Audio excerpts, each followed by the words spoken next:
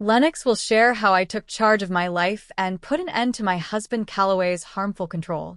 For privacy, I'll be using fake names, since it's important to stay anonymous, especially as a well-known lawyer in my state.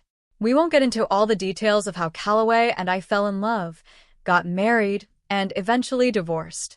What's important is that our love wasn't mutual. Callaway was unfaithful. The signs were there. He avoided me, spent long hours away from home, and often went on business trips.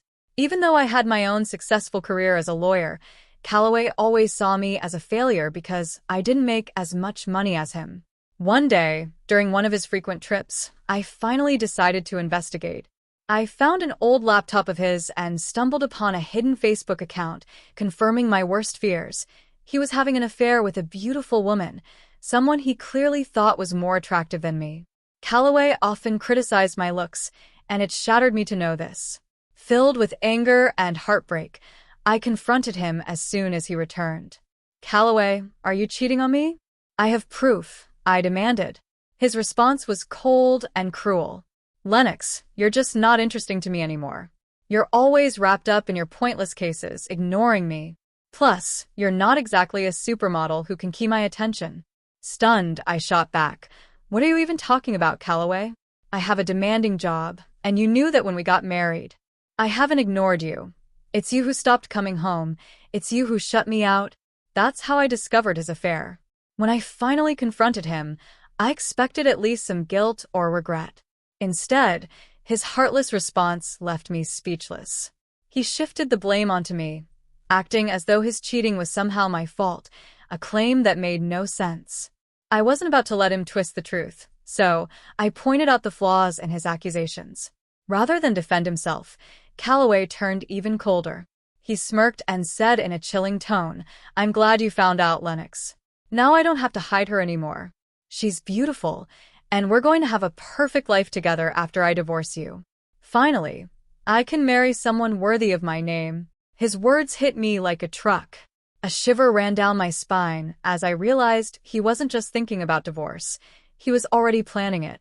Worse, he was insulting me, calling me a bad wife, and praising his Callista as though she were the better choice. There was no regret in his voice, no apology, only pride in his affair. He acted like I was nothing. Tears streamed down my face as he kept talking, proudly boasting about how he was going to leave me. This was the man I had loved for over a decade, and his cruel words shattered my heart. Through my tears, I asked, "How could you say that, Callaway? After all these years, I've stood by you through everything, always honoring our vows and putting you first." But his response was cold and dismissive. "It doesn't matter anymore, Lennox. You're just not right for me. I'm a successful business owner now, and I need someone who matches my status. A woman with average looks and a law degree that doesn't impress anyone isn't good enough for me." Feeling humiliated, I couldn't stay silent. "How could you, Callaway? I may not fit your shallow idea of beauty, but I'm a strong, capable woman. I've been a good wife to you, and now you're considering divorce?" Without missing a beat, he corrected me, his voice ice cold. "I'm not considering it, Lennox. I've already decided. I'm done with you. I've already hired a top lawyer, and I'll be filing soon. You better pack your things and leave before I get back.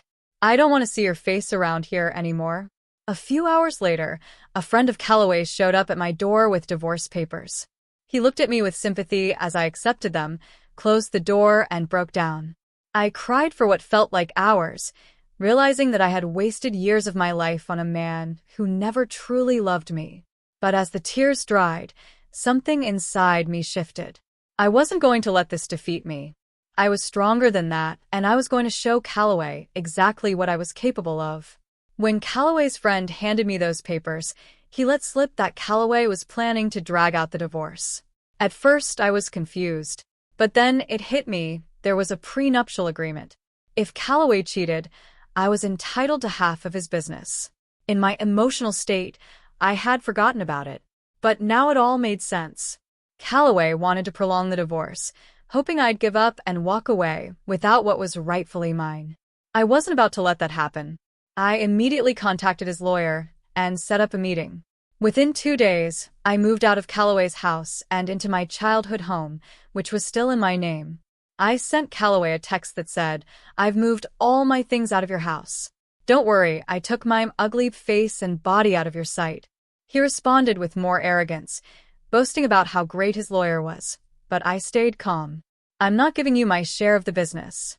You can stay away from me for now." I was determined to stand my ground and make sure he didn't take advantage of me anymore. I was ready to face whatever challenges came my way. "I don't want to talk to you anymore," Callaway had said. "From now on, speak to me only through my lawyer and make sure you clear out of my house." Hearing Callaway's words sparked a surge of rage deep inside me. It's shocking how anger and hatred can fuel your strength when you're met with such disrespect. Suddenly, everything became clear, and I nearly laughed at Callaway's ignorance. He had no idea who he was dealing with, and it was obvious his lawyer, Jake, didn't either. I arranged to meet Jake at a local cafe. When I arrived, I could see him start to shake as soon as he recognized me. He tried to stay confident, but it wasn't enough.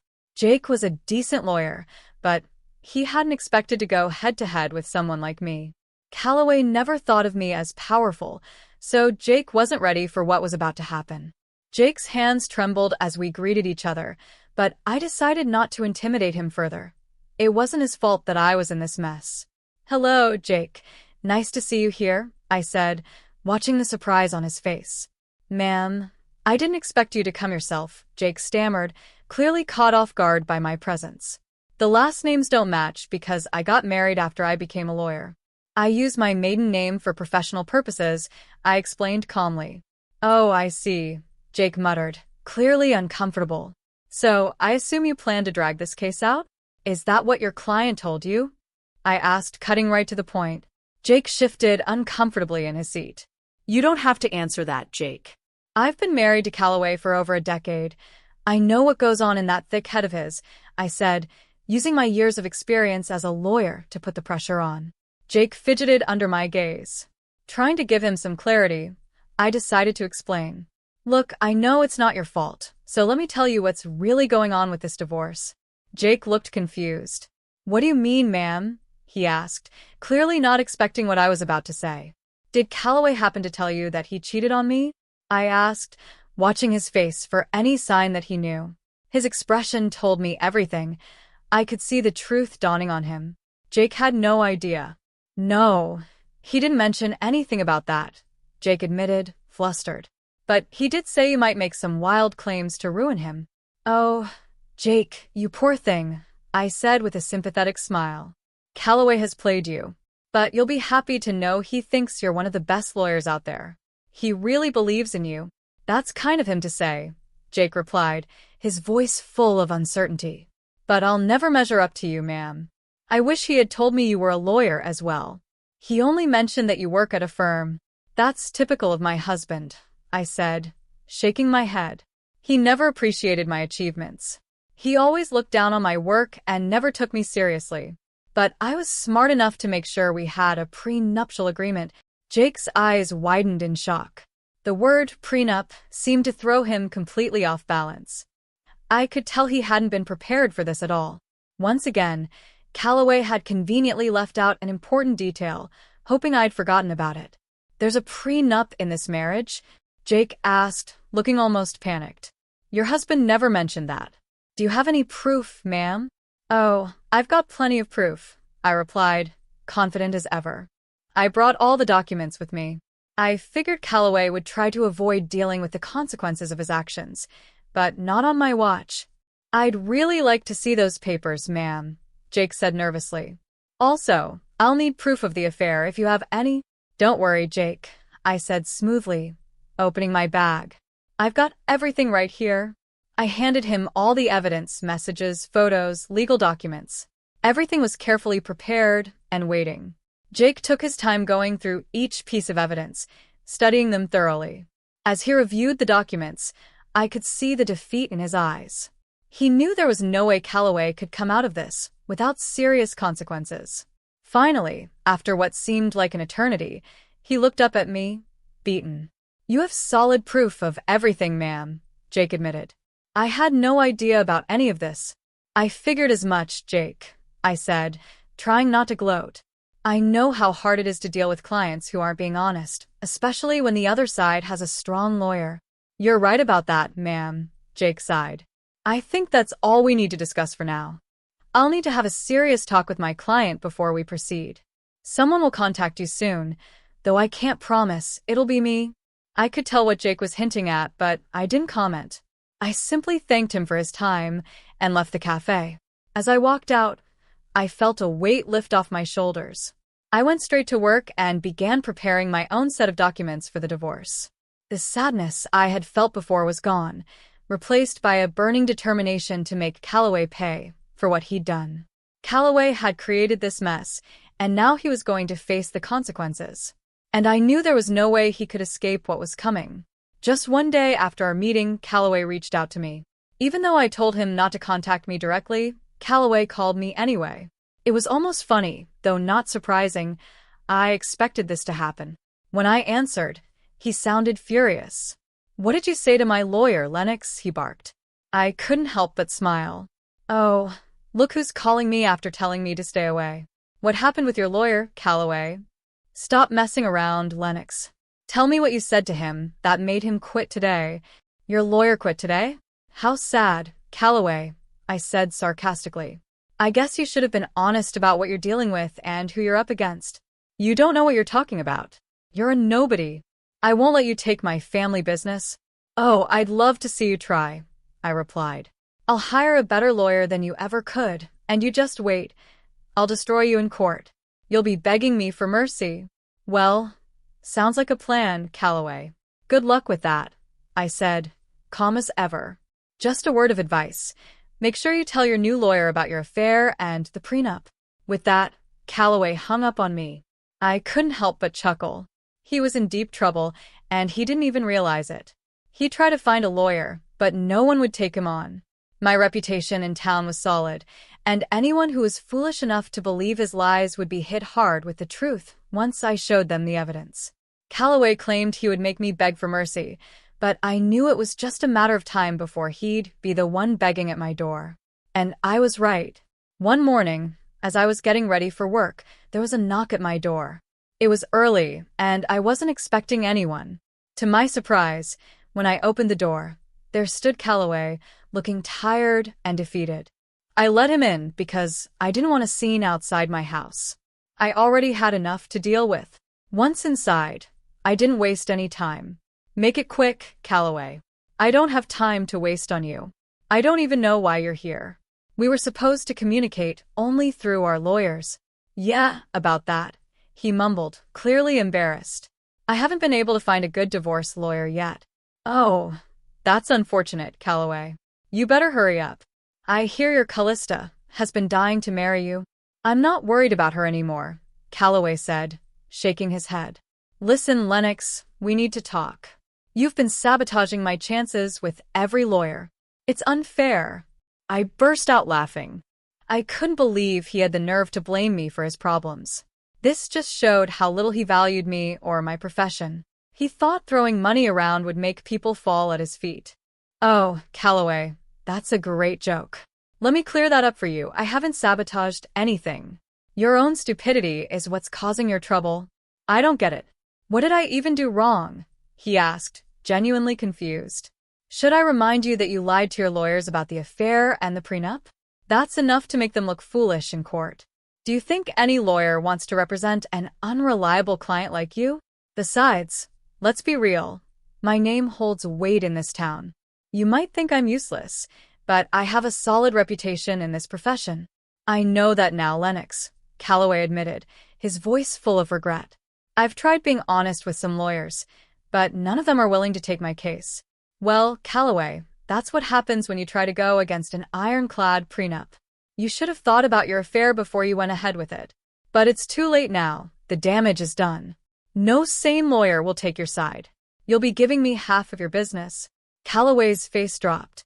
I could see how much he didn't want to lose his business. That's why he had tried to hire a top lawyer and drag out the divorce.